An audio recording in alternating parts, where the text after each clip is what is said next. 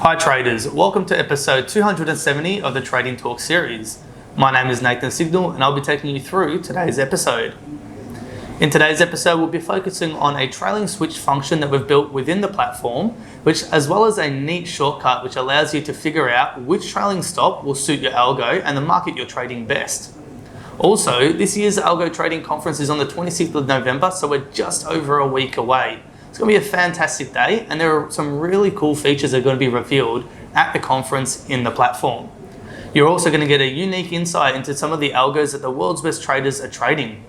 Looking forward to seeing a lot of you there, and for the few that haven't already organised your ticket, there's literally a couple of more spots available. Please call into here on the desk and let us get you booked in. If you're not already a client and would like to be able to use the trailing stop function and take the best profits out of your trading, click the Learn More button on this page or in the YouTube description. Make sure you also like and subscribe to stay up to date with new episodes when they're released. Hope you enjoy episode 270 of the Trading Talk series, and as always, all the best with your trading.